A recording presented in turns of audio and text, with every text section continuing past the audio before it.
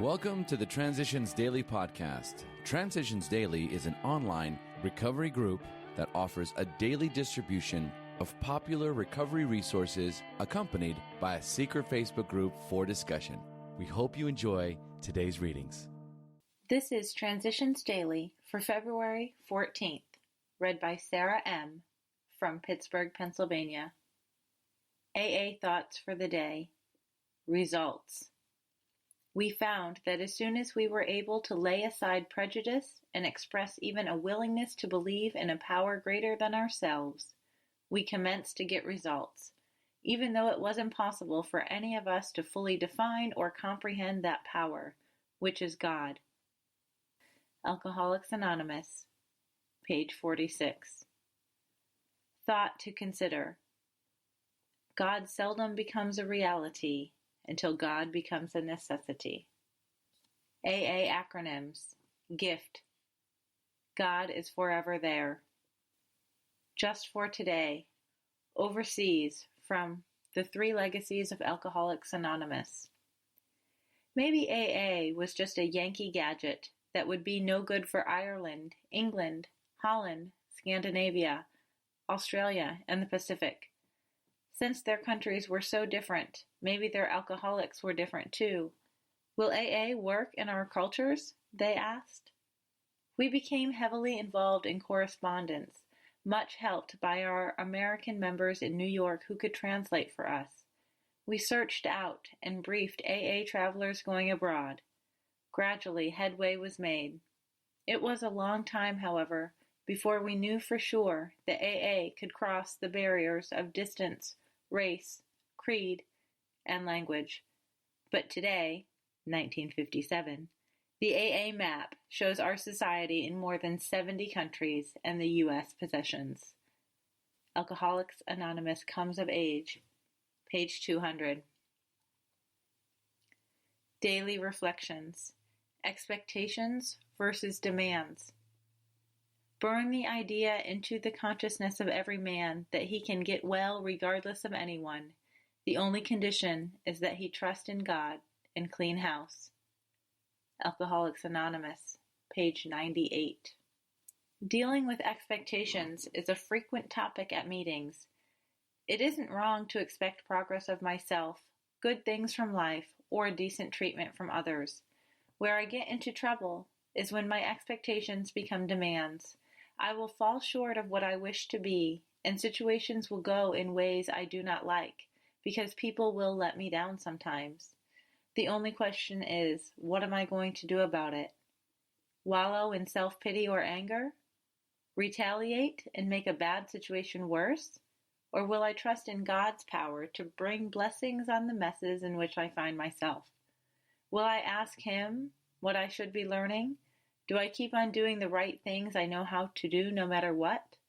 Do I take time to share my faith and blessings with others? As Bill Sees It. Our companions.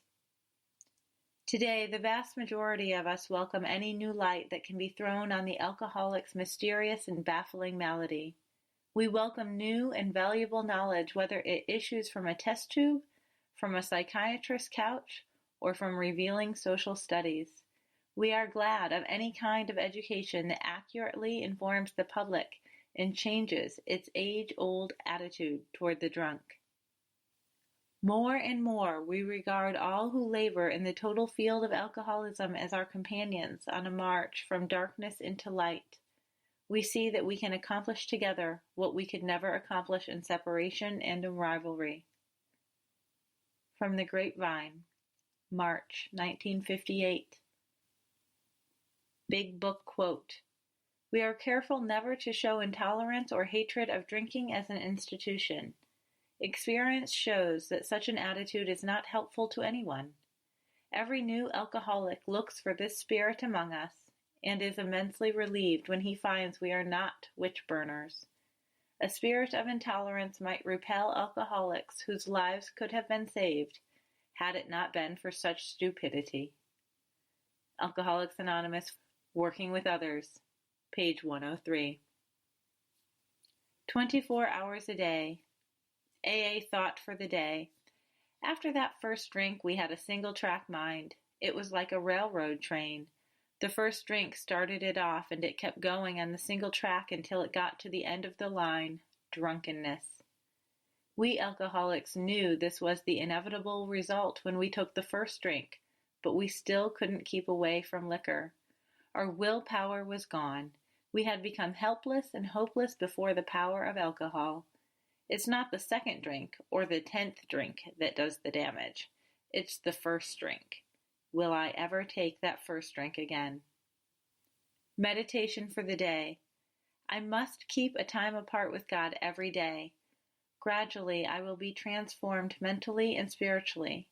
It is not the praying so much as just being in God's presence.